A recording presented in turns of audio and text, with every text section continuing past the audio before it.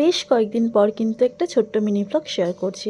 সেদিন সকাল সকাল আমরা বেরিয়ে পড়েছিলাম কিন্তু তারাপীঠের উদ্দেশ্যে।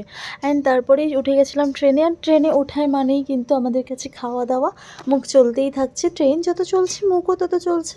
হ্যাঁ, তারপরেই কিন্তু শুরু হলো বৃষ্টি।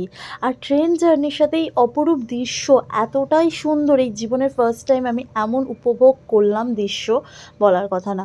তো তারপরেই ফাইনালি চলে আসলাম কিন্তু তারাপীঠের হোটেলে। অ্যান্ড হোটেলটা খুবই পরিচিত হোটেল আমাদের, অ্যান্ড দিদিদের বিশেষ করে। তো সেখানেই স্টে করলাম। হোটেলের নাম হচ্ছে হোটেল সুপ্রিয়।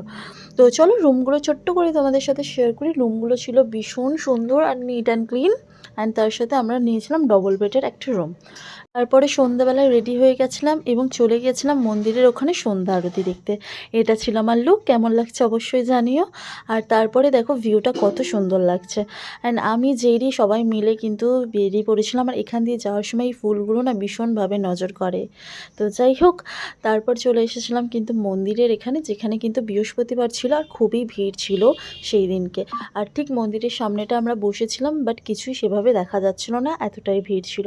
তারপর চলে আসলাম হোটেলে। এসে দেখি বেশ ঝমঝমিয়ে বৃষ্টি। আর তারপরেই কিন্তু রাতের ডিনারটা শেষ করলাম চিকেন, ভাত আর স্যালাড দিয়ে। তো চলো বাই। ভিডিওটা কেমন লাগলো অবশ্যই কিন্তু জানি।